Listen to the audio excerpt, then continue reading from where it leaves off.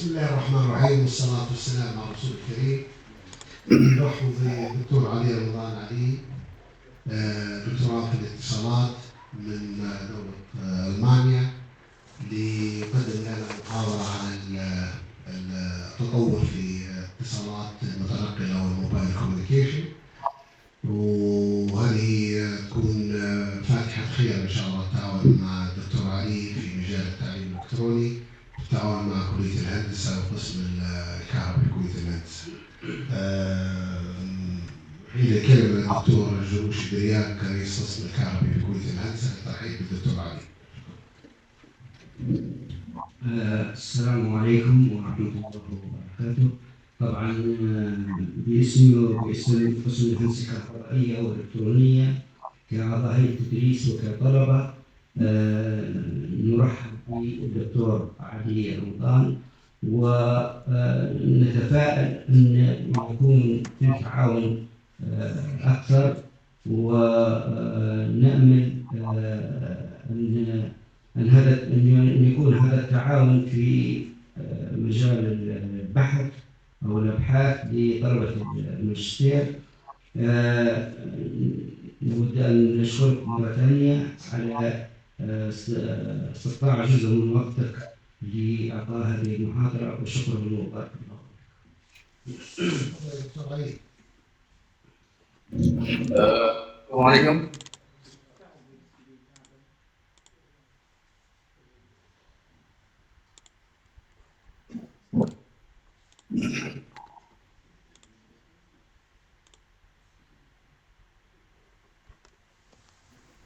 اوكي. اول السلام عليكم ورحمه الله وبركاته. نشكركم على الدعوه الكريمه، خصوصا مبروك للتنسيق للمحاضره. يعني سعيد جدا ان نكون بيناتكم حاليا بعد فتره طويله من تخرجي من جامعه. لي الشرف ان شاء الله تكون محاضره قيمه للجميع وفتحه خير زي ما قلت للتعاون في المستقبل ان شاء الله. ممكن نبدا المحاضره. المحاضره حتكون مش اكاديميه، يعني نوعا ما وجهه نظر الاندستري، وجهه نظر التصنيع والتطوير لشركات الاتصالات.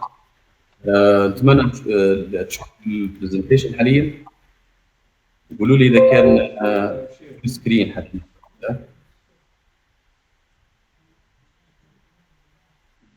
هل السلايدز واضحه بالنسبه لكم؟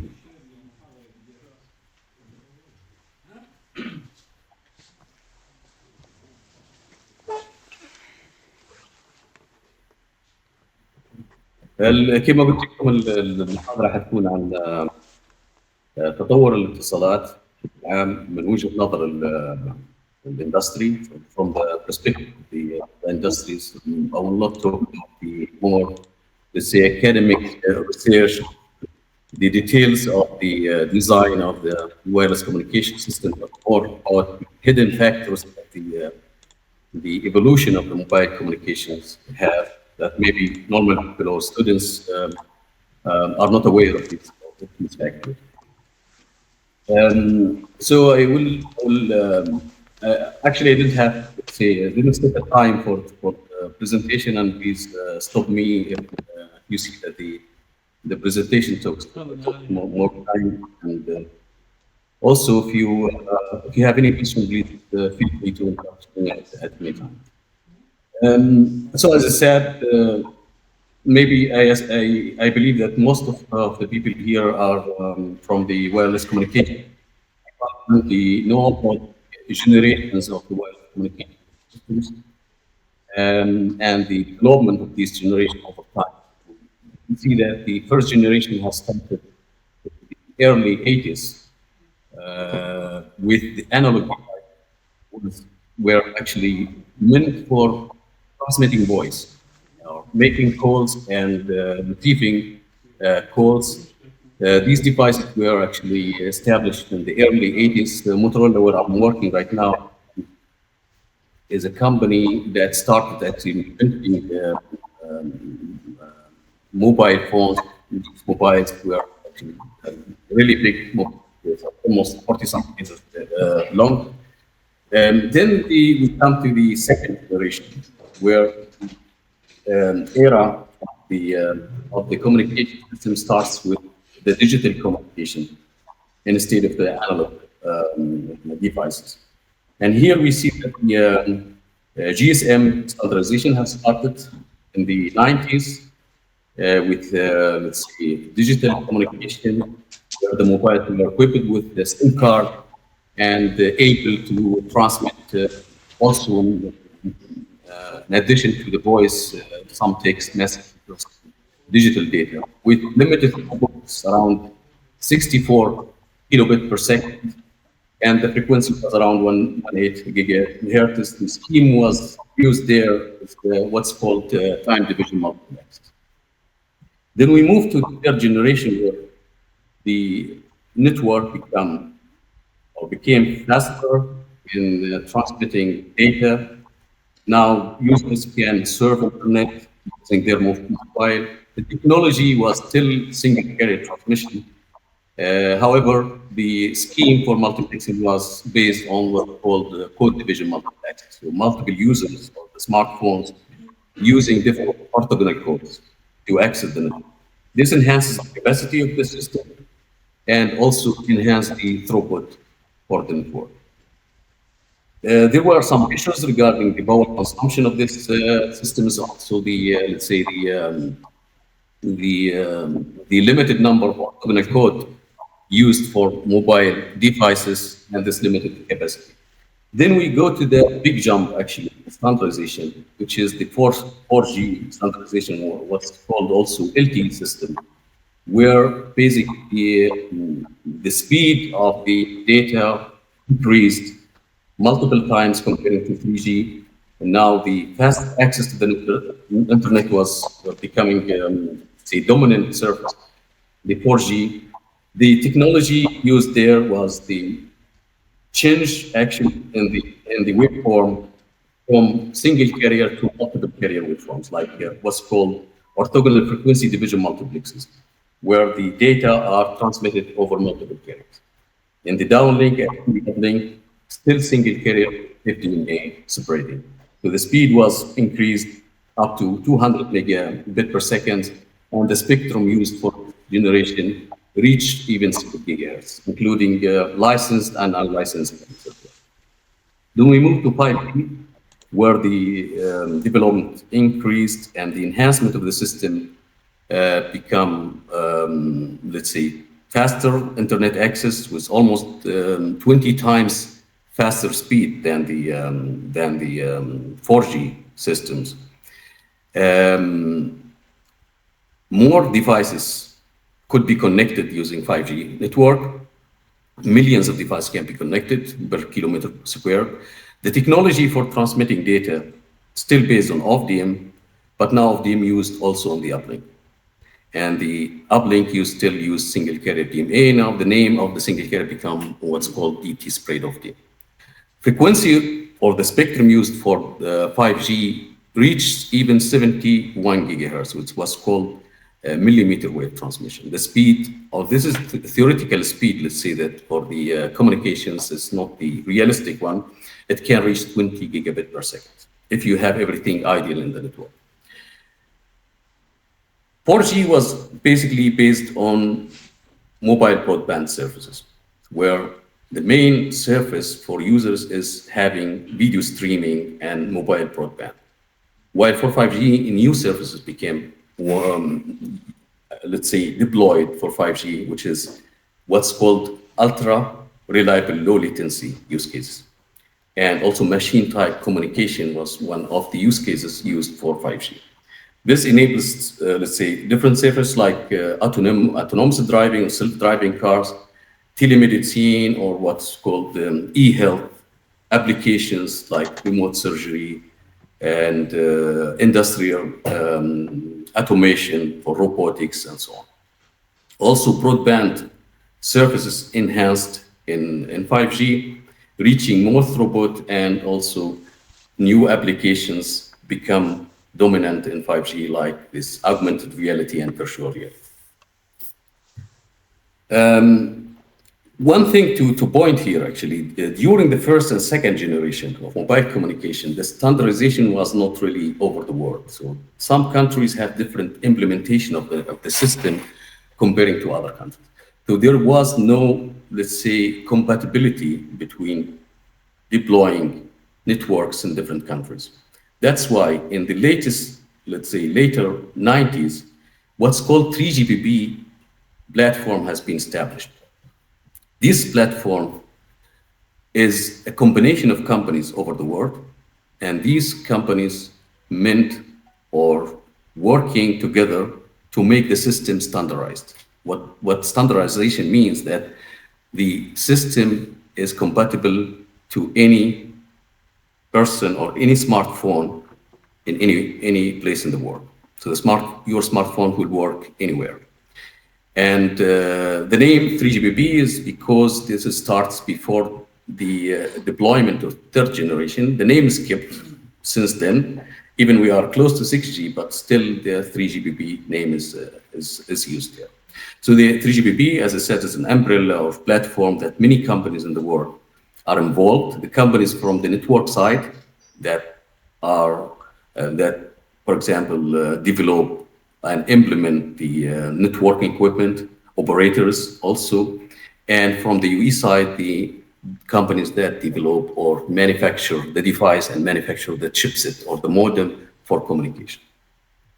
And here, just want to mention here the main playmakers on 3GPP. Those people actually controls the development of the mobile devices and also the whole network of mobile communication. So if you think that your smartphone has the highest technology in the world, it's not true, because you have a lot of solutions available, I mean, academic solutions from the research and so on. But what's implemented in your device is basically based on the agreement that those companies are agreeing on the 3GPP. And the agreement or the decision of which features to be implemented in the smartphone is not based on the highest technologies, the highest technology available in the research, but also other hidden factors, like, for example, the business behind it, the cost of the device, the cost of the network plays a big role in the decisions. Also, the political things also involved in the decision of the mobile communications.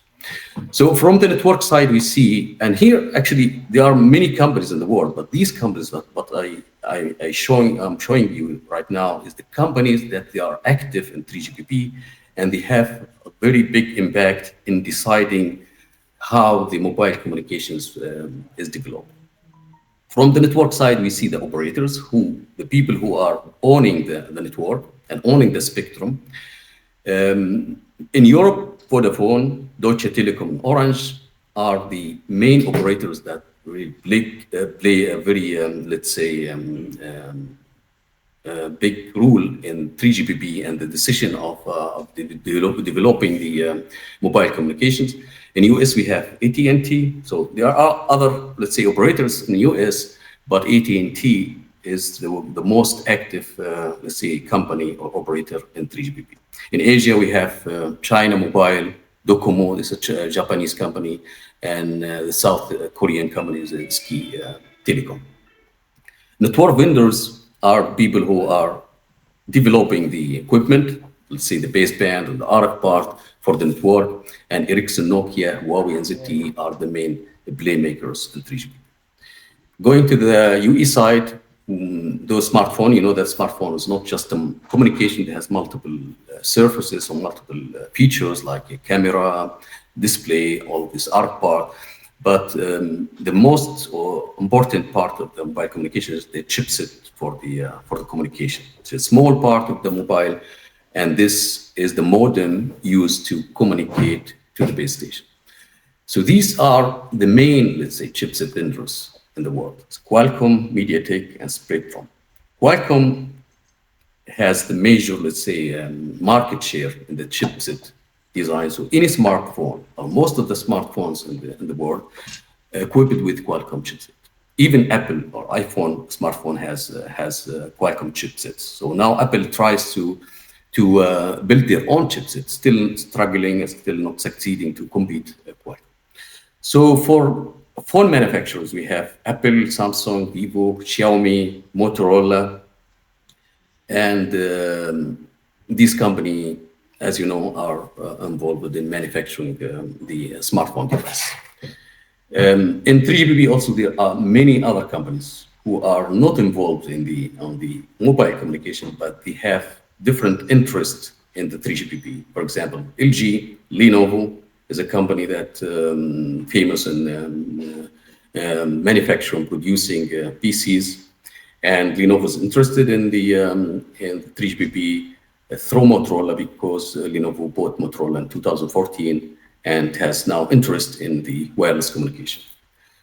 FutureWave, for example, Fraunhofer Institute, which is one of the biggest institutes in Germany, also interested and plays a big role in 3GPP. Intel is a company which is using, let's say, it's producing a chipset for PCs, for computers.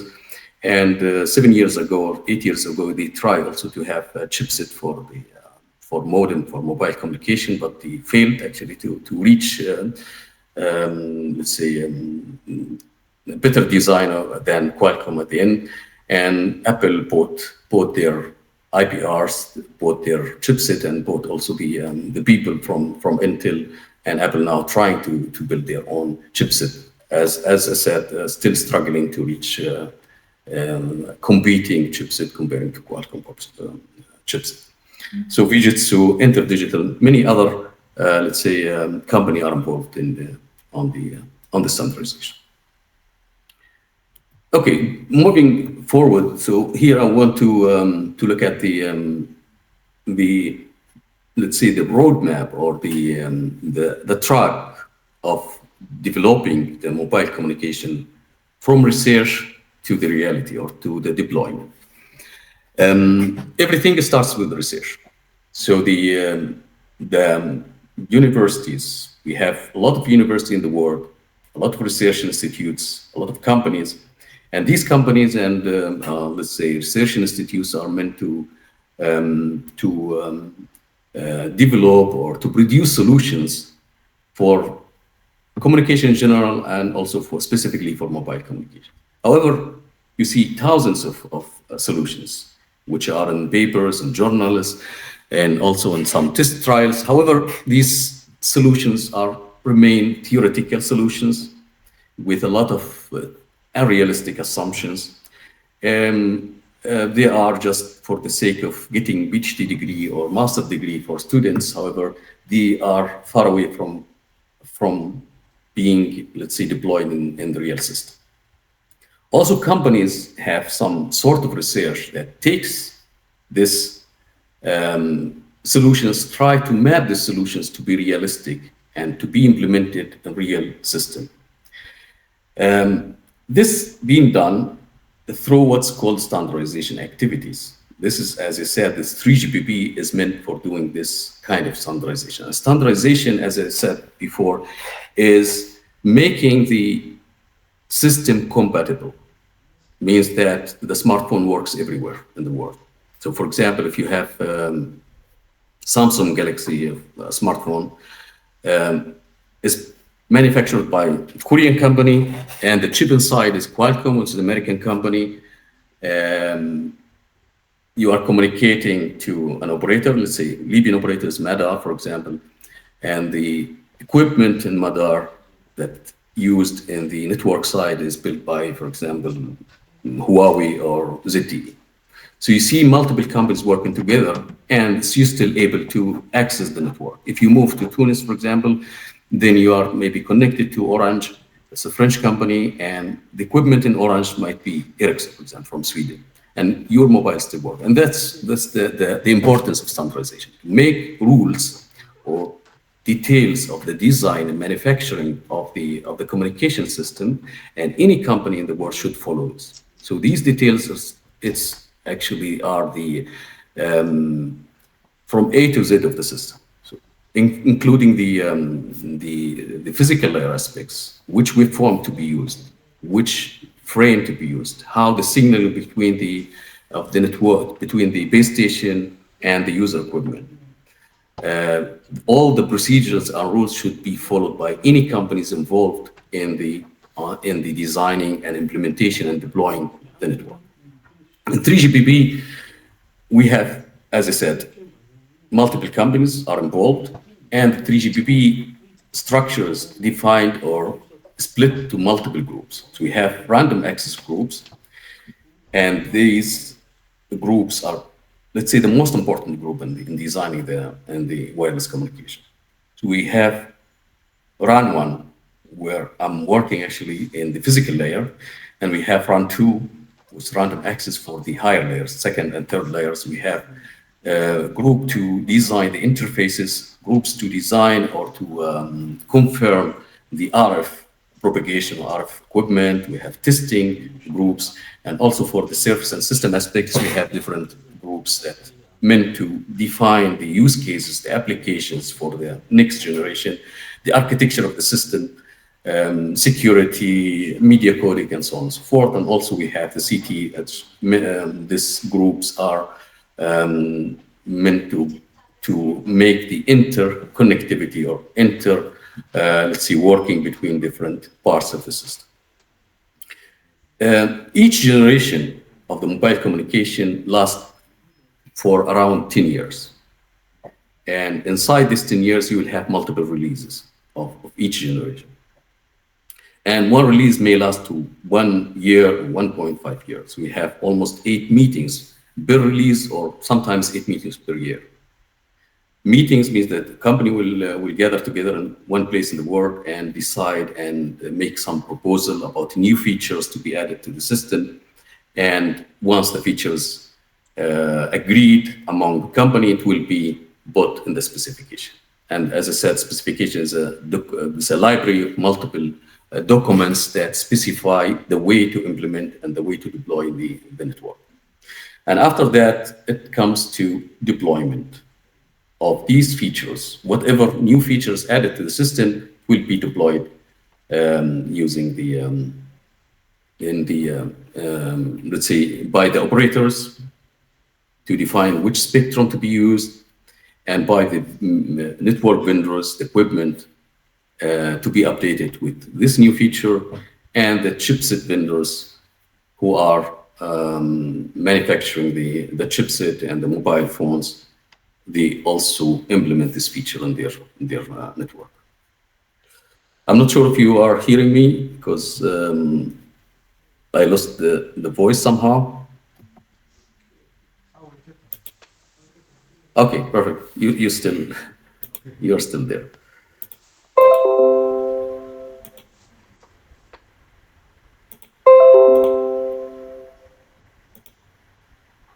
Okay, let's continue. So looking to this picture, you see it's very smooth. Let's say smooth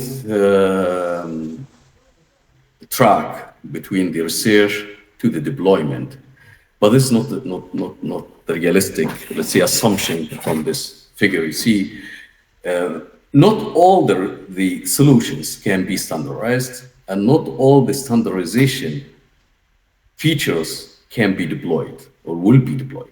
So it's not only the best solution will be standardized, and also not the best, let's say, from the performance perspective, not the best specified features will be deployed at the end of the day.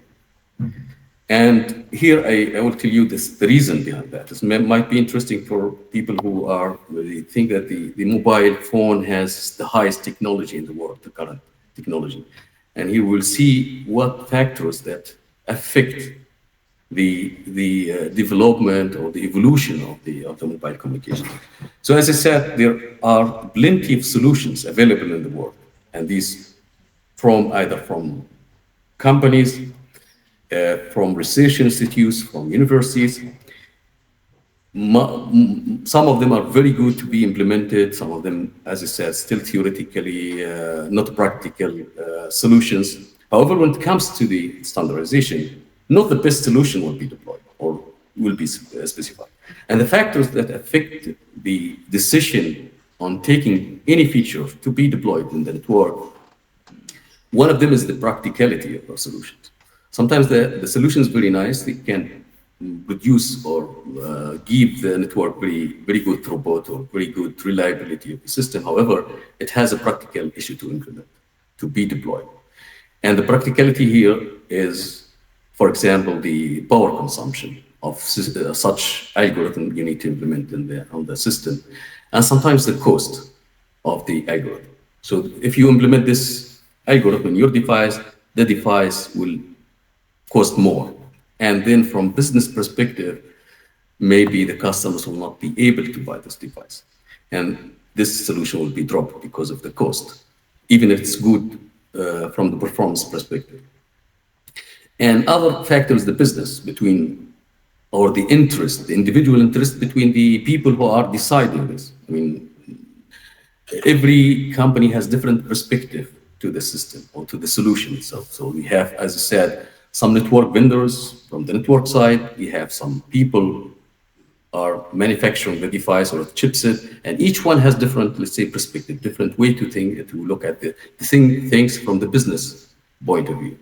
I will give you one example. For example, if a proposal is given to the 3GPP, let's say, meeting, and this proposal to propose a new features to be added to the network, and these features will enhance, let's say, the power consumption at the network side, to make the network or the base station consume less power.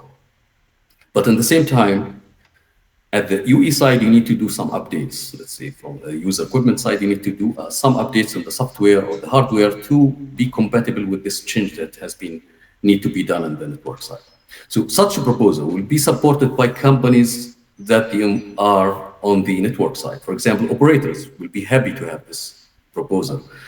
Network vendors also will be happy to have such a proposal. However, the UE side people, they will think that we need to change our software, we need to change our hardware, we need to update our devices with no benefit to the device itself.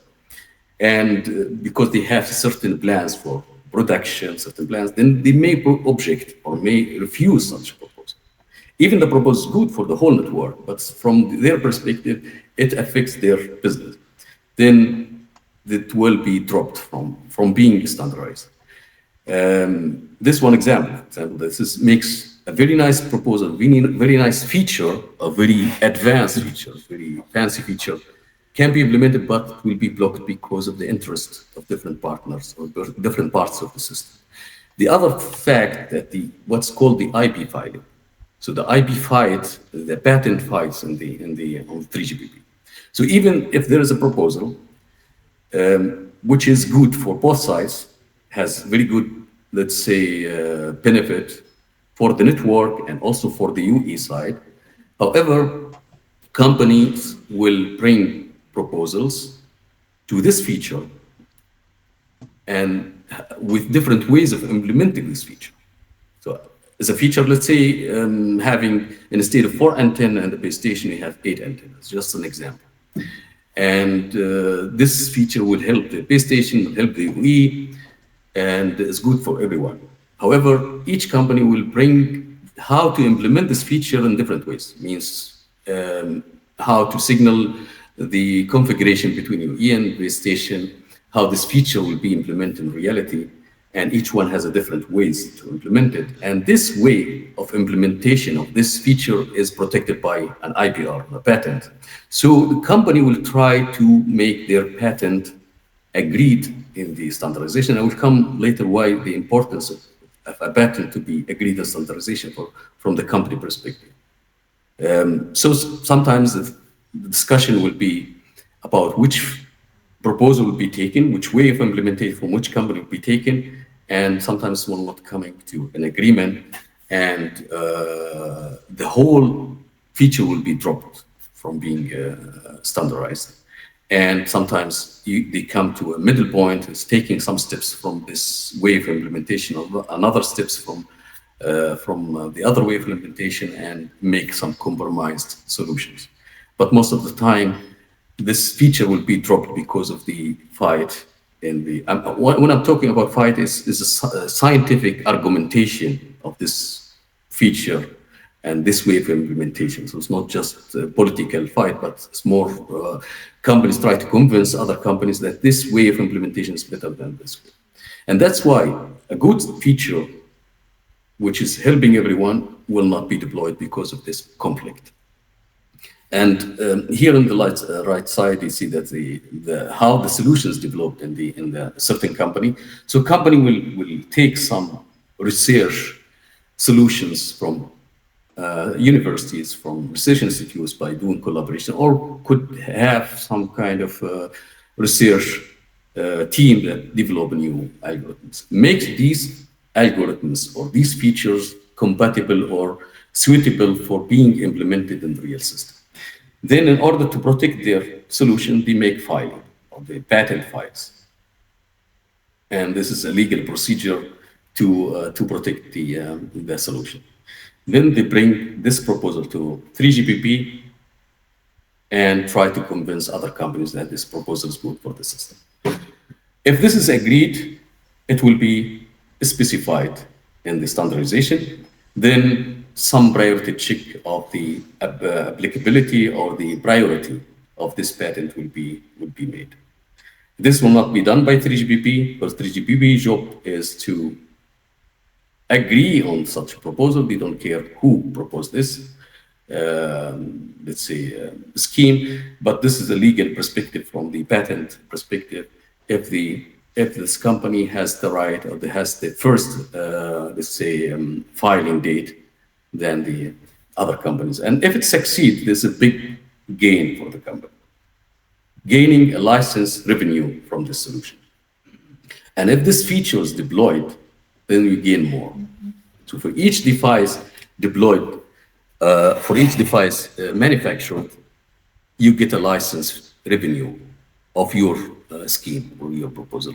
I will give you one example in the change between 4G to 5G, and during this this move from 4G to 5G. 4G has had actually the coding schemes used to encode the data.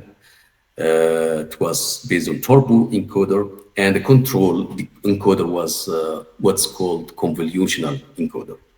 In 5G, Huawei brought a proposal that to change the control encoder from convolutional to what's called polar encoder.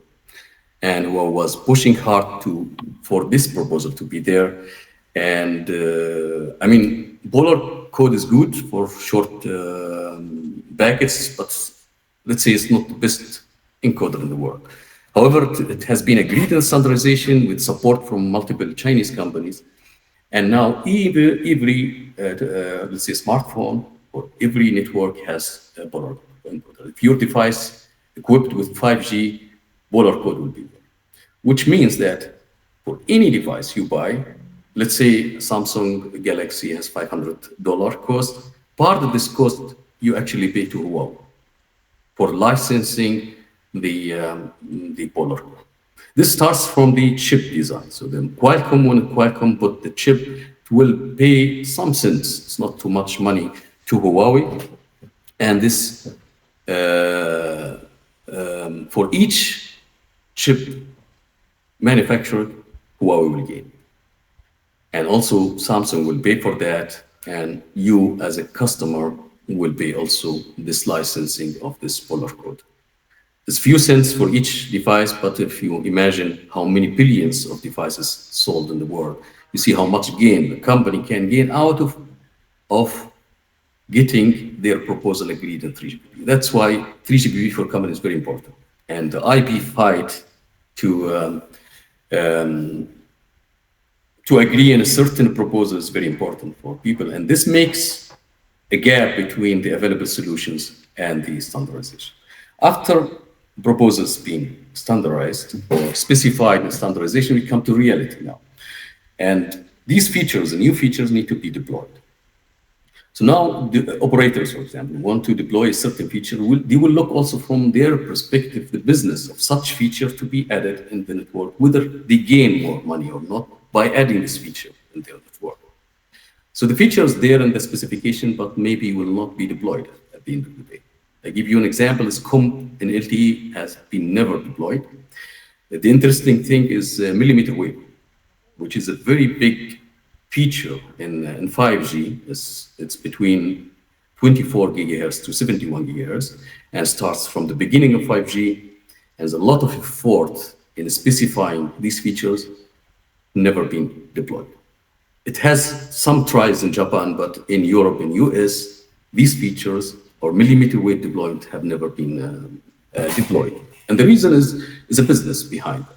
So the operator, if he wants to implement such feature, he needs to change their network. For example, millimeter wave is a high frequency, it requires dense network, multiple, the base station to be close to each other. That means more base station need to be deployed.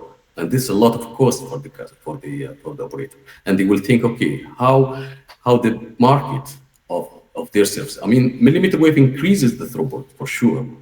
And changing, for example, the streaming from HD to 4K streaming. But how many users will be able to pay the cost, the extra cost for having 4K video streaming rather than HD video streams? And looking at the service consumed by majority of the users are, let's say, watching, for example, TV channels or football matches, YouTube, whatever. And these type of service doesn't require 4K. It's still fine to have still HD or less than that video streaming. And from the business perspective, the operator will see that I will pay more money to deploy this network or this feature, and I will not expect that to get more money from the users. And that's why these features have never been deployed. I mean, in Germany specifically, there are other aspects. Apart from the business aspects, there are a lot of regulation aspects. To deploy base stations, you need a lot of, let's say, legal steps to have a permission from the building owner or landowner to let's say, establish a base station. And there's a lot of restriction, a lot of rules, and takes a lot of time, negotiation between the owner of the land or the city. Some cities doesn't like to have base stations, for example, that some people still suspicious about the radiation of the base station. And this affects the deployment. I see here from solution to deployment is a really big gap. Okay, let's just want to point this that reality is not what you have available from the solutions perspective. Apart from millimeter wave, also URLC. This ultra reliable low latency communication, which is meant for critical communication in machines and so on, never been deployed. Because the sector, business sector that interested in this services is small part of the whole business. This service is not interested for regular people who are using their device for mobile broadband, for industrial people, and the business is very limited. That's why it's not implemented. Positioning also has never been deployed yet. I mean, and the reason is GPS is still working fine for the application. So positioning based on the mobile communication is not really widely deployed in 5G. Okay, here I believe in Libya there's move now, or I'm not aware actually about the supported network in Libya right now, but I think now is a period to change from 4G to 5G. I don't know if there's wide deployment 5G network right now, but this is a period actually, in many countries actually, the period to move from 4G to 5G. And here's just an example of which features 5G supports compared to 4G. And here are just from the physical layer perspective. Many other features from the network, from the core network, but here mainly focusing on the physical layer part. So waveform, the waveform used to transmit data. In 5G and 4G, it was CB of DM in downlink and single carrier PMA in downlink. In 5G, CB of DM still the same for downlink with some updates actually, and also used also in downlink. In uplink is using a DFT spread of DM. DFT spread of DM is the same as single carrier PMA, just different terminology has been used in 5G. Numerology, which means how number of carriers on the frame and how these carriers are separated from each other. So in LTE it was fixed, 15 kilohertz, and the slot length is 1 millisecond. For 5G, we have variable subcarrier spacing, different numerologies, and depends on the spectrum, you have different subcarrier spacing. And the length of the slot changing becomes, you can have very short slot to transmit. And this is mainly for low latency case, for ultra reliable low latency communication. Reference signals used to estimate the channel. In LTE, it was basically based on common reference signals or cell-based reference signals that common or fixed to every user. In the uplink, we have sounding reference signal, and these signals or reference signals used to estimate the channel, the uplink channel or downlink channel, to estimate it to correct the distortion the channel causes. BRS is for positioning, and for 5G, many other reference signals has been introduced. Digital demodulation reference signals used for demodulating the data, and now these demodulation reference signals is user specific. So it's beamformed and user specific demodulation reference signals. We have also what's called CSI reference signals. It's reference signals here meant to estimate the channel state information. And these are beamformed, means that they are transmitted in different beams to the user. Sounding reference signals now also enhanced more, DRS enhanced more, and also BTRS, which is phase tracking reference signal, to track the change of the phase because of the RF impairment. Initial access means that the first step that the mobile connect to the network, and this is handshaking between the mobile and the network at the beginning, establishing connection. In 4G, it was a fixed way of doing initial access. The signals transmitted sector-based and fixed synchronization signal, broadcast signal transmit to the UE, and you react to this with random access procedure. In 5G, this become beam-based, or beam sweeping-based. So the synchronization signals are gridded in different beams transmitted to different directions, and user in this direction will react only to this beam. And this enhances the capacity, reduces the collision between multiple users trying to access the network. RACH, which is the random access, the second step after initial access that we try to access with random. In LTE, it was 4 steps. So we send the preamble, the base station reply with response, and we transmit a message tree to have more information about itself, and the base station will transmit the connection setup that identify the user, knows the user, and complete the connection. In 5G, we have this, and also we have what's called two-step BRACH, or two-step RACH access for fast access to the network. So instead of having this 4 messages, you have 2 messages. Preamble plus message 3, and you receive the response plus the connection setup. Beamforming in LTE or 4G, it was fixed beamforming. So mine was there, but still the beam management was not advanced there. Now in 5G, we have beam sweeping, we have refining of the beam. As I said, we have training of beams. So the multiple beams sent to the UE, and the UE measure these beams and select the best and report to the base station that this is the best beam that I can receive, and the base station will use this beam to transmit the data to the. So this reporting beam management is one of the biggest, let's say, part in 5G. Spectrum-wise, as I said, 4G is working in sub 1 gigahertz and also up to 6 gigahertz. In 5G, still working in sub 6 gigahertz up to 7 gigahertz actually, and a new millimeter wave spectrum has been added between 24 to 71 gigahertz. This is what I told you about, that this has never been deployed in US. And coding, it was turbo and convolutional encoder for LTE, 4G. Now we have LDBC encoder for data, and we have polar that I told you about, that who I proposed is for the control channel. Surfaces, 4G was meant for mobile broadband, while 5G actually was meant for enhanced mobile broadband plus URLC service and also machine type communication. Just an example of what 6G is still early to decide to forecast what 6G will look like, but There could be some changes in the waveform.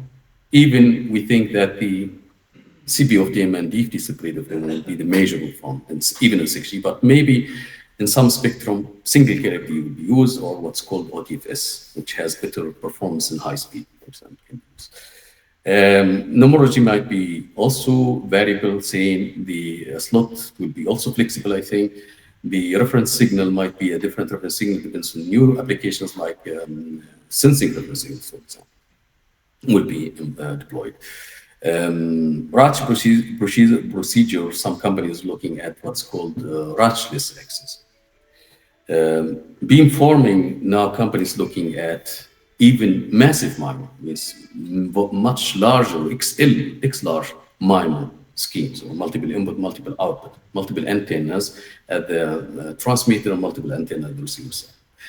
In this case, beams will be very narrow, and the beam management will be more challenging for 6G.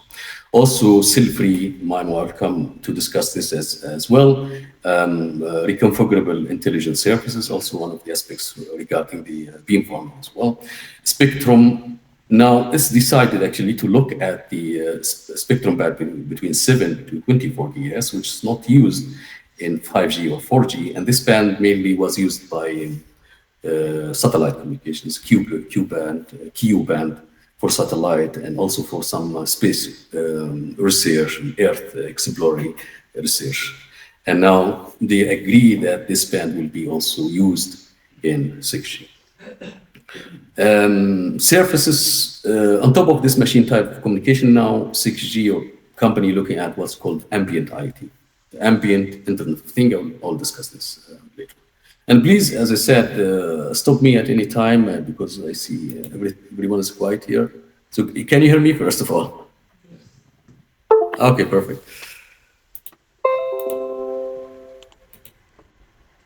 Okay, back to this. As I said, I mean, surfaces will be mobile broadband, URLC, machine type communication, even another type of communication which is not based on the transmitting signal, but based on ambient, the signal from somewhere and backscattered to the network.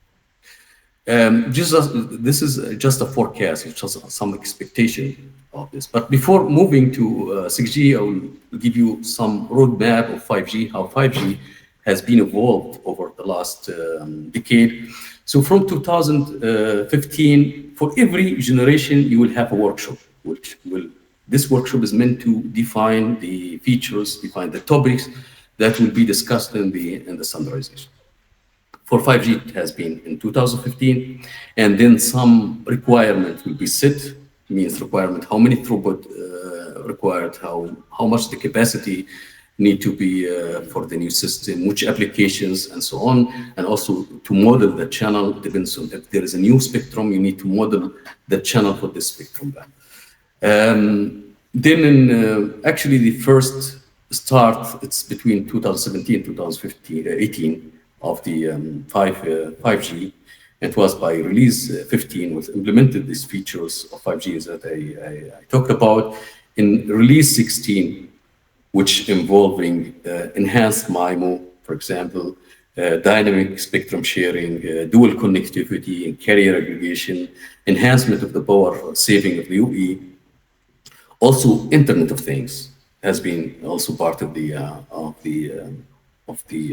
5G release 16. URLC was ultra reliable, low latency communication, and also looking to the unlicensed band. Like unlicensed band, which is used by Wi-Fi, for example, that has been also used by 5G. So in order to access this unlicensed band, there's a lot of regulation for making sensing and deciding on the power and so on and so forth. V2X will also what's called side link, which is communication in the car between two cars, or between the car and the base station. Positioning also was part of release 16, what's called integrated access and backhaul, which is kind of relays to relay the signal to increase the coverage, also part of release 16.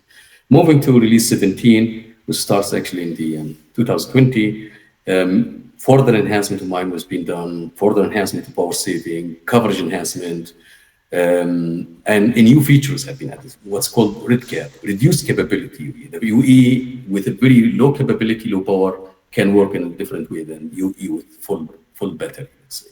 This feature has been added, and also the feature of beyond 52.6 gigahertz. Before, the millimeter wave was until up to 52.6 gigahertz, and this feature brings the spectrum from 52.6 gigahertz to 71 gigahertz. And this multicast broadcast surface, also the NTN, which is non-terrestrial network, involving the satellite for the mobile communications. For release 18, which is already finished, last meeting is the last meeting of release 18. There's no specification, but I can tell you what's inside new inside release 18. On top of enhancing all of these features, there are new features like NCR, for example, NCR network controlled repeaters, the repeater that controls the network to enhance the coverage of the network. Also, full duplex, starting very light version of full duplex, not full duplex, but what's called sub-band full duplex. I will talk about this also. And AI, artificial intelligence and machine learning, light version again. And this just a study has been also part of release 18. Moving from 5G to 6G. I mean, before going there, here, this part actually, release 18 and release 19, it's called 5G Advanced. It's more enhanced 5G. And before release 17, release 17, 16, 15, it's called 5G. And beyond that is 5G Advanced. So moving to 6G, now, let's say 6G is close, very close. Let's say in 2025, the first workshop for 6G will be established in 3GP. And in this workshop, they will decide which technology, which feature will be deployed for 6G. And how this really will be decided. First, you will look at the KPIs and which performance required for the network in 6G, let's say, architecture.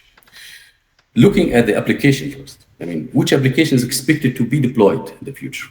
Looking into other, let's say, evolution of other industry communication, for example, the industry automation.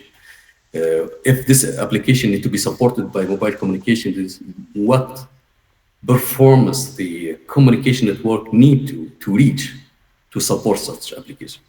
So people looking to the different applications that the mobile communication can support. For example, industrial automation means that you bring your mobile communication in the industry, in the production line, communication with different robotics in the production line, making the whole production line not based on cables, but based on wireless communication. These are different applications require different requirements in the system. Extended reality, holographic communication, where you are communicating with the person not only with the video, but hologram, you see hologram, and you interact with this hologram. This application has a different, let's say, requirements, and 5G doesn't support this. So we need different KPIs for this. Smart mobility, automation of the cars, device-to-device communication, all of these e-health, more critical e-health application like remote surgery and so on may require more, let's say, better performance than what 5G brings right now.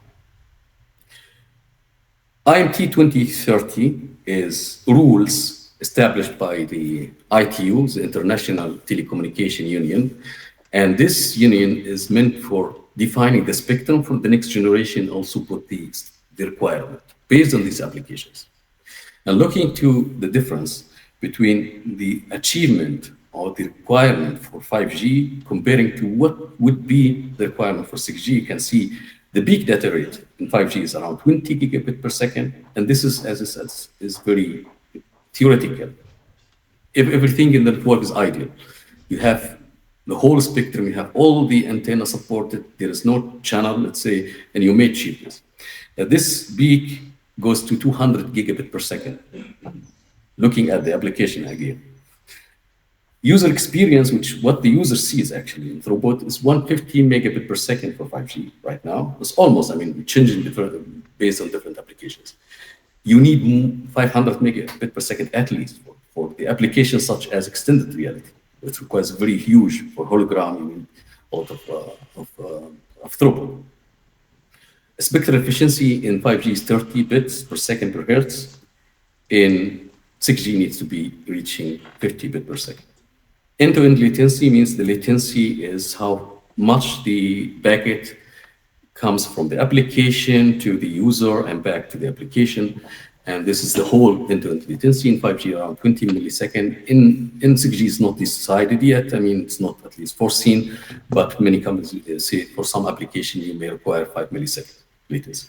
Air interface latency means the physical layer part, from the transmission of the signal until decoding the signal at the receiver side.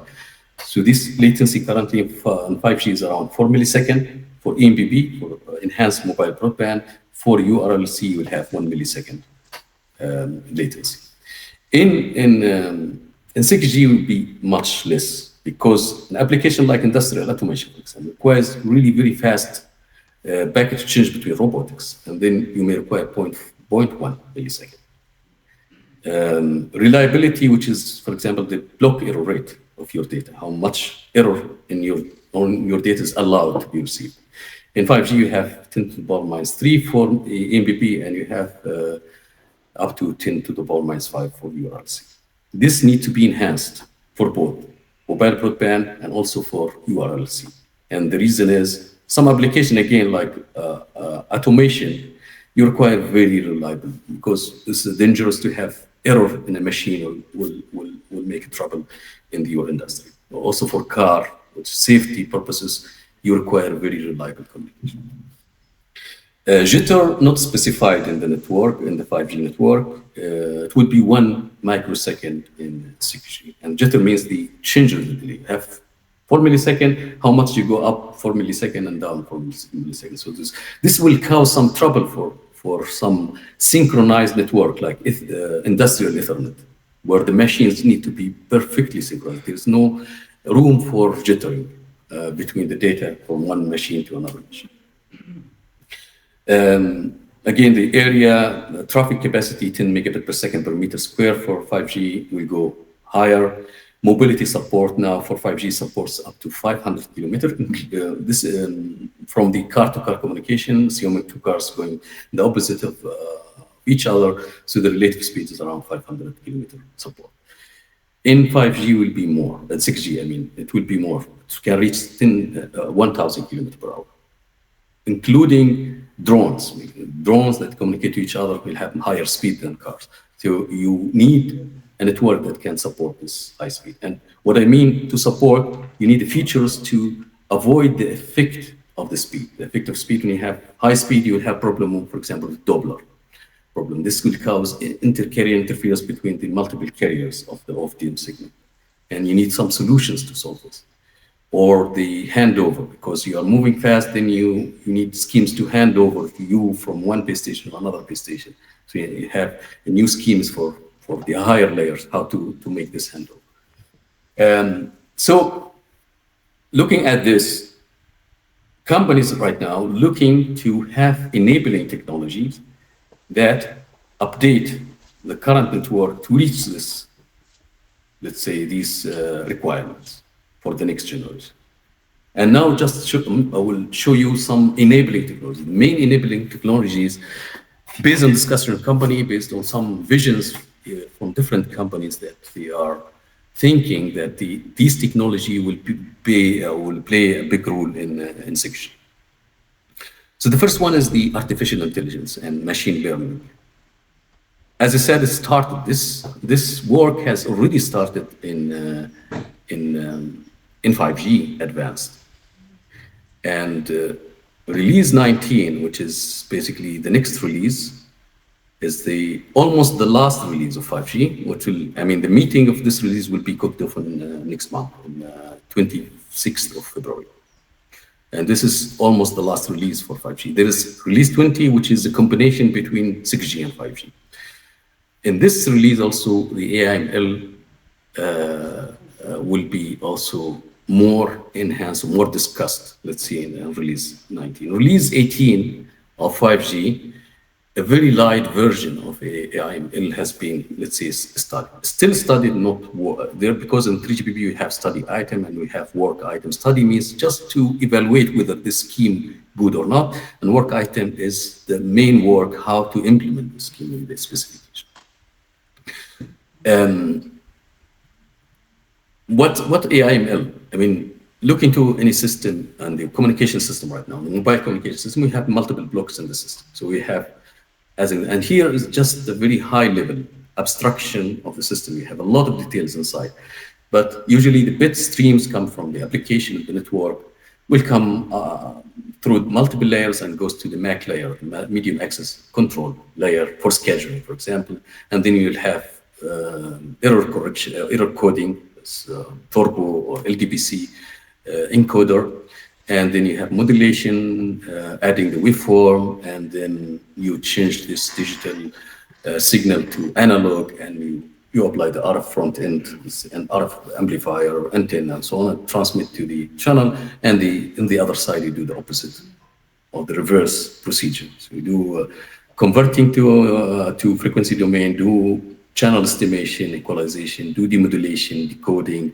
and getting the data and send it to the application. If it's a video stream coming from a server here, it will be, let's say, going to the application of whatever player, video player in the device.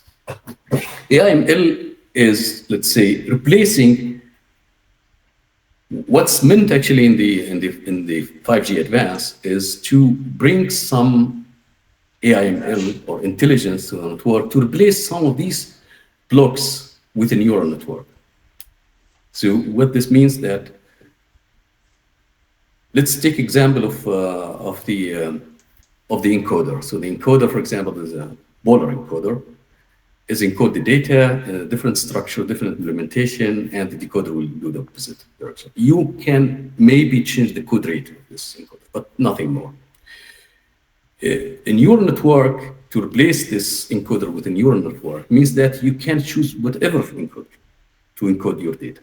So it's not only Polar. You can choose convolution, you can choose random encoder, whatever type of way of encoding the data. But the way of encoding the data depends on training, depends on collecting a lot of information from the whole system, from the channel, from the everything, from the service, from how many load in the service, the UE capability. All this will be collected. Training will be done from statistical information as well. There's offline and online training, and neural network will be built to select the best encoding of the data that can satisfy the requirement to make a higher throughput, to make a better performance, and so on. And this neural network is a black box, and decision is intelligent. Decision, it's not fixed the structure of the encoder, but could be any type of encoder that encodes the data. This was actually the main, let's say, motivation to study AIML in release 18 and 19, but however, it was not agreed to have this type of models. And now what they agree in the standardization, just to study enhancement of the receiver side or the UE side, to enhance, for example, the beam management, to compress the CSI, because the UE will report, as I said, channel state information to the base station based on measurement of the CSIRs. And if you send more CSI information to the channels, to the base stations, good to have better communication later on, but it will consume resources that the UE need to send. More reports will be, so more overhead that the UE need to send to the base station. And here you can compress this. You can compress it, means you don't need to send a lot of CSI reports, but you may skip some of them. And how to skip? And you, at the base station, you can predict what's inside, what between. You send one report here, and after some time, you send another report. But in between, it can be predicted based on the neural network, based on the prediction, or based on the artificial intelligence. That the base station can, based on some statistical data, some training, it can recover what's missed between. This reduces the overhead from the side and make the performance of the system more advanced. In release 19 might be that you replace some of these blocks either modulation or coding. No one knows. It depends on the progress of release 90, which, as I said, is starting next month. This is what's meant for 5G. However, it's still not complete, this one. But 6G, people think that will be more native AI in machine learning, AI, ML, air interface. What does it mean? All of these components of the system can be neural networks. So what you will receive from the application in the network side, bit stream, which is the data payload, and do whatever. The network intelligently will do whatever it sees that's the best for transmission, including coding, modulation, selecting antenna and the RF, scheduling. All of this together is based on neural network. And it's a black box, as I said. It depends on the intelligent decision from statistical information and from training. And then at the end, you get the signal transmitted on the channel, and you receive the signal and do also neural network to recovery. Means that everything will be black box. And the decision is not systematic as the usual system like that. You have different steps for encoding and modulating data. Now everything will be mixed up and deciding the best for the communication. This is a fancy solution, and many companies see this as it should be studied in 6G, but will never be deployed in 6G. It's very far away from reality, but maybe will be somehow some components will be mixed together instead of individual, but the whole system will be based on neural network is far away from reality. Might be some topic in 7G. Okay, without delaying the time, so the second topic is or second enabling technology is the full duplex. So I believe also that you are aware of the duplexing scheme in 5G and 4G network. So 4G and 5G is based on what's called the TDD and FDD modes. And these TDD and FDD modes is the way that you transmit the uplink, the downlink, and the uplink from between the base station to the UE and from the UE to the base station. TDD means that you use band and you split transmission, some slots, and the reception in other slots. FDD means that you transmit in one band and you receive in another. From advantage perspective, TDD has advantage in terms that it uses less bandwidth. And the disadvantage, the latency, the delay, because in order to transmit, you need to wait for the slot to transmit. And this makes delay of your transmission. For FDD, you are able to transmit at any time and receive at any time. So latency issue is not there, but you have to double the bandwidth. It's more costly. The other part, the other scheme is what's called full duplex. Means you transmit, receive at the same time, same frequency.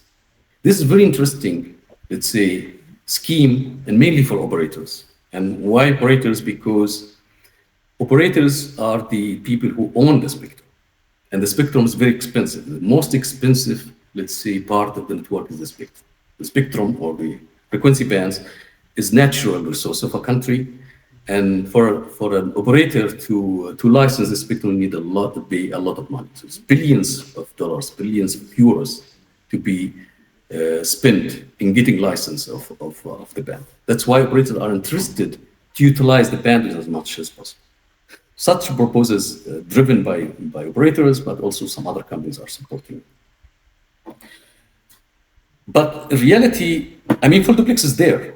You find it in different technology, but not for mobile communication. The problem is it has a lot of challenges in terms of the interference, because when you transmit, you receive in the same band, and this causes self-interference at the device. So you need to isolate this paths, transmission or reception, either in the circuitry, RF circuitries, in the antenna, or even in the baseband to split both.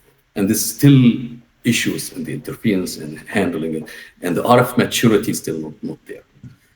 But 5G, because this topic is very interesting, 5G has already started in release 18 light version of the full duplex. It's not completely full duplex, but what's called overlapped, non-overlapped subband full duplex. What that means, In full duplex, you have carrier to transmit, a carrier to receive. You have an RF, complete RF for transmission, complete another RF for receiving, with different carriers. For non-overlaps subband full duplex, you have the same carrier to transmit, same carrier to receive. However, the bandwidth of each carrier will be split between downlink and uplink. So part of the resources will be used for uplink, other part of the resources will be for downlink. And since you are transmitting and receiving the same carrier, latency issue will not be there. But the utilization spectrum has not been solved. Just at least from the latency perspective, subband full duplex helping somehow.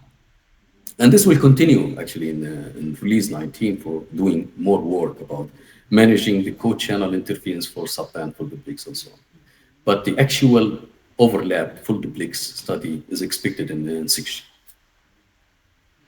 Okay, the other technology, as I mentioned before, is the ambient Internet of Things. So in 6G, many more devices, more connectivity, massive connectivity will be expected. So millions or billions of devices can be connected in square kilometers. Sorry. And the issue of connecting all these devices, how to power these devices, how to replace the batteries of these devices is challenging and consuming cost and maintenance time as well. So 3GPP started already looking at low power devices that rely on harvesting the energy instead of generating the RF signal. Harvesting energy means receive energy to harvest their equipment, and for communication rely on backscattering signal. So you receive let's say carrier wave from the reader, and the device will backscatter this signal and mask this signal with their own, let's say, data stored in a chip. If you are aware of or are familiar with the RFID technology is completely decoupled from mobile communication, a different technology. But now 3GPP and mobile communication want to use this technology as well in the mobile communication, making some devices looking like RFID. So some device connected some sensors to measure temperature or pressure, and in order to ask this device to send the measurement, this device is passive. So you send some commands, send also the carrier to it, and the device will backscatter only the signals, reflect the signal back with masking the signal with the required measurement. So, in release 19, they will study these devices, the evaluation of device, different architecture, whether the reader is the source of the emission to the device, whether other UE will be involved, whether the base station is doing this job or UE is doing this job. This will be under discussion of release 19. Sorry.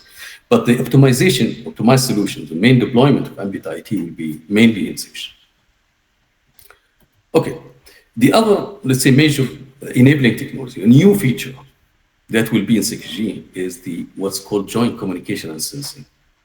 And this means that you utilize the propagation, the mobile communication propagation, to do something else than communication. To do sensing means that you detect some passive objects in the environment. It's like doing sensing, radar sensing, but using here mobile communication signal. And there are two main, let's say, use cases for such schemes. The first one is sensing as a service, means that the mobile communication, because the wireless communication signals everywhere. Everywhere you go, you get this. It's for free. And most of this are wasted, for example. Your device will receive part of this energy, and the rest of the energy will be absorbed everywhere. So the idea here to utilize this signal to do sensing, to make a heat map of the environment, to know where a tree is there, where's a building, the size of an object, and you may use this for different services. One useful application for such a scheme is to serve other third-party applications. For example, intruder detection. So if someone is entering a restricted area, let's say airport or something like that, you have cameras, sensors to do that currently, but you can use also the mobile communication.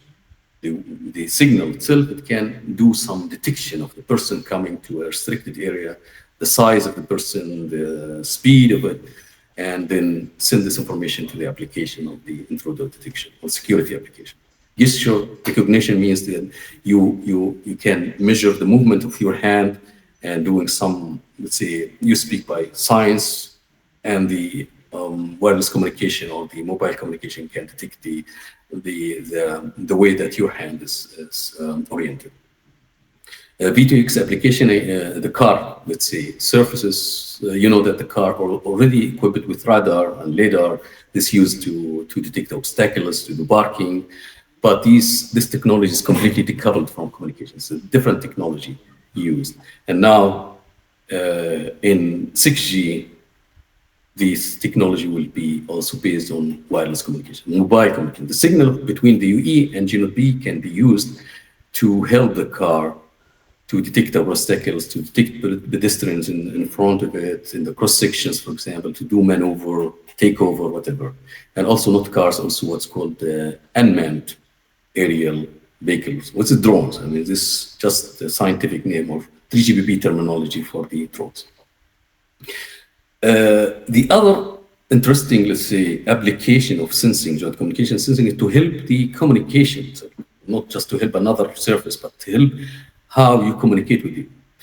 For example, to predict the beam, as I said before, in order for a UE to decide, or in order for the base station, sorry, to decide which beam it will use to communicate with the UE, it needs to send multiple beams. Let's say 4 beams to the UE, and you will measure each one and report the best. Let's say this one is the best beam, and the base station will use this. However, if the network knows about the environment, knows where the trees are, where the buildings are, where the blockages in the environment, it can know that this beam, if I send it to the UE, will be blocked because I know there's some blockage between me and the UE. And this, you don't need to send, or you may send only 2 beams to the UE, because anyway, the other beams will be blocked because you know the environment. And this enhances reducing the overhead and enhance the prediction of the beam. If the UE is moving a little bit, I know that will be blocked, for example. Or if the UE is moving in this direction, I know it will be away out from this blockage, and you can predict which beam can be used for it. This will start actually in release 90. Next month will be the first discussion for joint communication and sensing in 3GPP, and it will be very, let's say, preparation basically for 6G. It will not be study, means that you define the features in the network, but the first step will be to model the channel, means model the channel, including the object, the mobility of the object, the size of the object, the way the object is reflected the signal. For example, an object made by metal is not similar to an object made by wood, so the reflection will be different. So modeling the channel is important, setting up the scenarios and the use cases for sensing, but the actual design of the physical layer solutions, including frame design and waveform, will be a 6G topic. The other technology is MIMO. So MIMO from the 4G until now is still evolved and still enhancing. Every release, there is a new features added to MIMO, to multiple input, multiple output. Either increasing the number of antenna or changing the this block, or what's called code books for MIMO, how the beam is managed, how the beam are, let's say, refined and recovered and so on. And these are, every release you have enhancement in MIMO. And this will naturally go. Also in 6G, will have better MIMO capability. And people looking at what's called ultra-massive MIMO. So now 32 antenna can be supported in base station boards, antenna boards. But in the future, you may come to thousands of antenna to be supported. And this requires also a new change in the physical layer. So multiple antenna, especially in high frequency, you can have small size antenna, because once you go to high frequency, the spacing between the antenna becomes very small because the limitation is the lambda by 2 of your signal. But increasing the size of the antenna will cause also what's called near field effect. So users might be in the near field instead of the far field, and near field needs a different consideration. in designing the code book or in managing or multiplexing users and so on and so forth. Also, the beams will be very narrow, and then you need a new frame to align the very narrow beams and recover narrow beams. This is for sure will be discussed and will be one of the major changes also in section. Cell-free MIMO is another concept, which is an old concept. All these concepts, by the way, are old technology. But I'm talking about here the making these features or these solutions available in the deploy. So for example, I give you an example. OFDM is very old technology. It's been invented in 60s, but now it's used. MMS equalizer or zero forcing equalizer is very old technology, still used. Because, as I said, there's a gap between the newest features and the deployment. But cell-free also a very old concept in the research. But now they try to bring it back to the standardization, to the real system.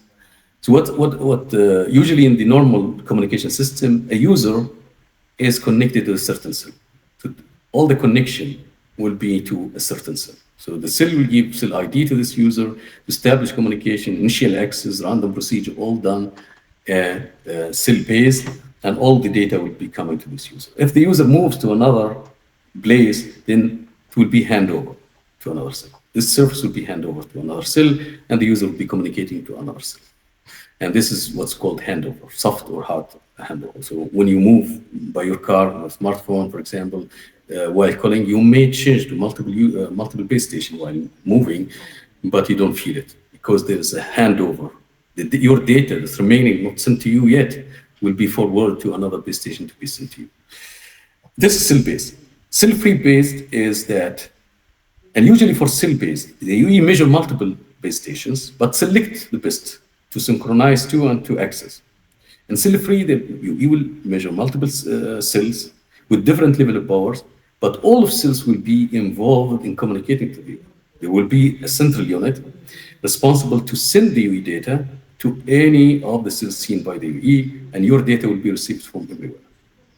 And of course, there's a recoding based on the channel, because the channel between the user and each cell will be different, so you need to recode the data such that the user of interest will receive its own data, while the data for other users will be canceled here automatically. So interference alignment at the user of interest. So all the data sent by all the base stations to all users. This is a concept of cell-free. So if the UE is moving, there's no handover. Means that there is no cell concept. So the only thing will change the precoder. Here, change the precoder to have different ways to align the interference at another point of the user. And this is cell-free concept. Even it's a very nice feature, but it's hard to implement in reality. It might be just a few cells. Excuse me, Doctor.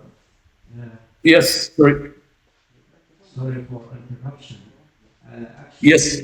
Actually, on behalf of the Electrical and Electronics Department, staff members Okay. and students, I will express my thanks for this presentation. And some members have the question is, I don't know if you try to answer them. Sorry for that. Okay, for sure. I mean, anyone has a question? But I don't hear well, actually, if you can be close to the mic. السلام عليكم دكتور علي كيف حالك؟ Yep. Hi.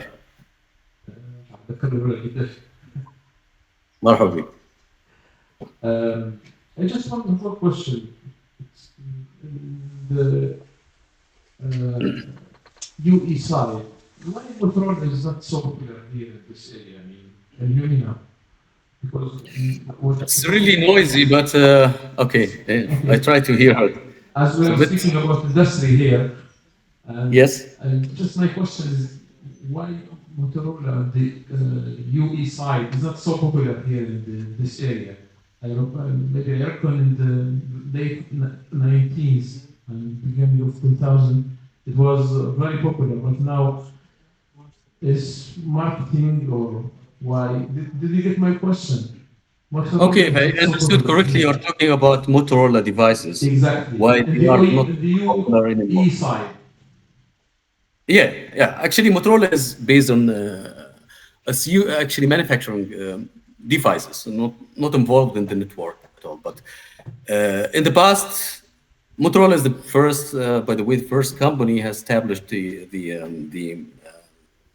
devices or the mobile devices. However, after some time, the interest, because of the business aspects and the competition between multiple companies, the lead of the market share become popular for, especially when moved to the smartphone era, to 4G and 5G.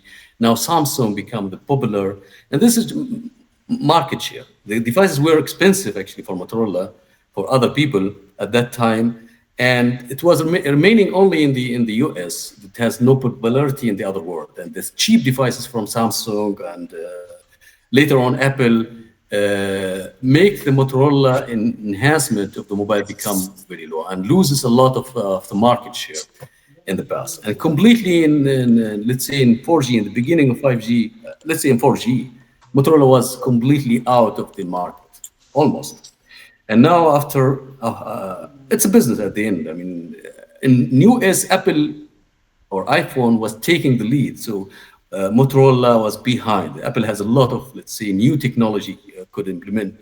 And that's why even in US, Apple was the leader market share, while Motorola become very unpopular.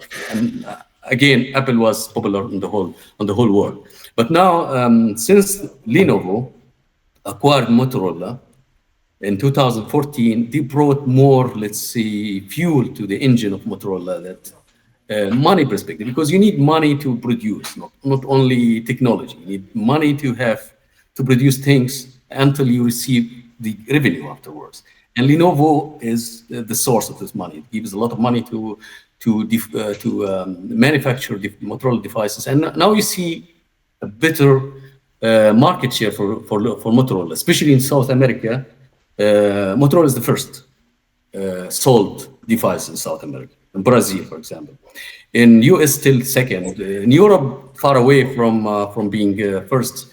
But looks like, I mean, yeah, I mean, technology-wise, Motorola is going in this direction.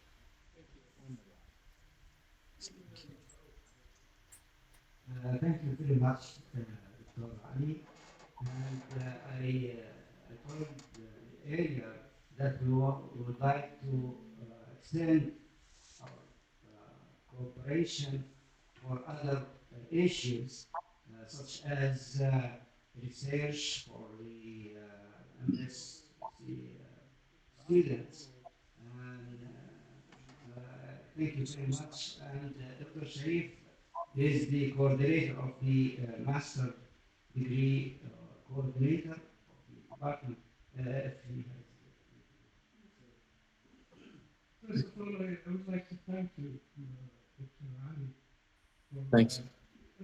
also it's rather, if you don't mind, I can say that it's not academic lecture rather than it's introducing about the new technology. Mhm. Since we are in the video here, we are fourth generation, so people life is not utilized yet. I think. So let technology side. So I'll give you another. I propose another thing. So we have students who must finish their courses, MSc students in the communication program. So we don't mind, we can connect by somehow, so we can, they are going to take research. They are at the point of MSc thesis now. If you don't mind, you can coordinate to take some of them, if you don't mind. So in the future, can I, for example, do you agree to take, or you have any projects point of research open we can deliver to the students, like we consider it as MSc thesis. Okay, sorry that most of the question I couldn't really catch it because of the echo, but I think you're talking about whether some students on your side can do some collaboration research Yes, in the exactly. industry. Exactly. If you don't mind, if as I said, let me repeat the question. So Yeah.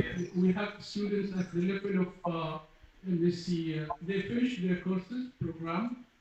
Hmm. Now they are at the level of MSc thesis. So if you don't mind, we can cooperate or take some of them as Okay. Okay. Okay. advisor. First of If Yeah, you don't. I got your point, and thanks a lot. I mean, this is very good, let's say, point that you mentioned.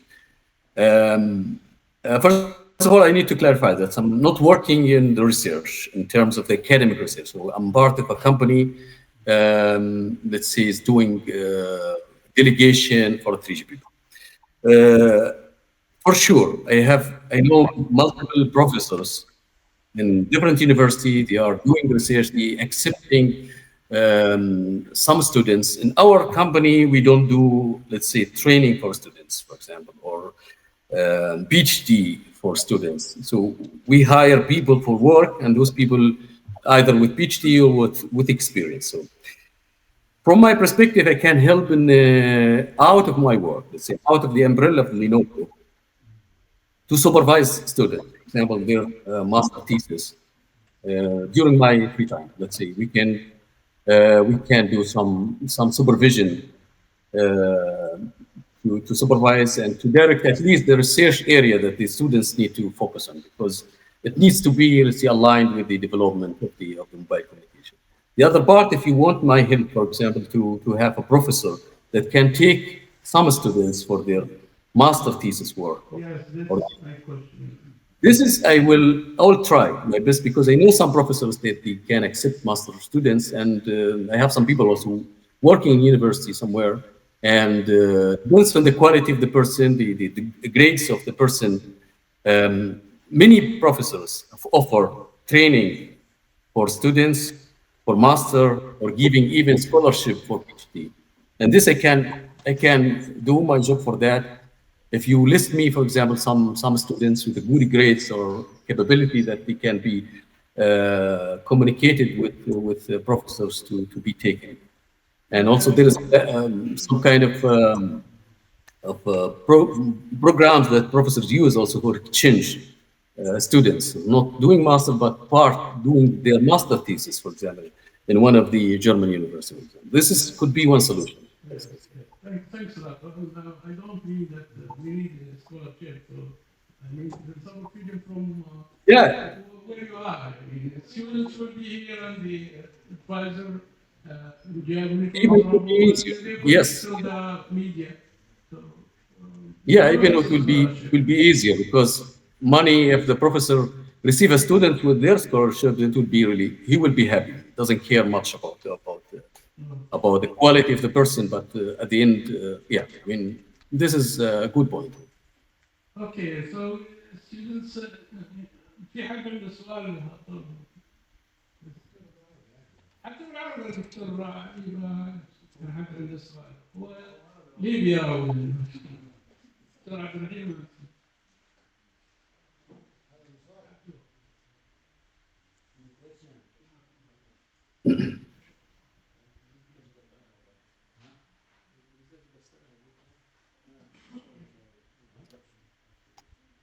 دكتور علي، اولا نعتذر عن المقاطعه. ده انا ممتاز، انتم ما قاطعتوني، انا ما شفتش الوقت، ممكن مشيت كثير في الوقت، بس بارك الله. نشكرك بشكل شخصي. انت ولد سنه ولد الجامعه اصلا، وهذا مش غريب عليك انك تتواصل مع الجامعه وتعرض المساعده على طلاب كليه الهندسه قسم الكهربي.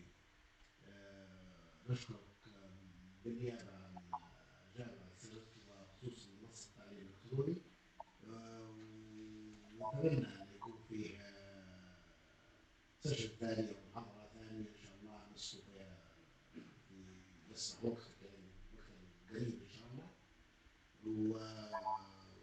وكان شكري ليك شخصي لمجهوداتك في اعطاء حتى نبذه عن التقنيه الحديثه في الجيل السادس للاتصالات.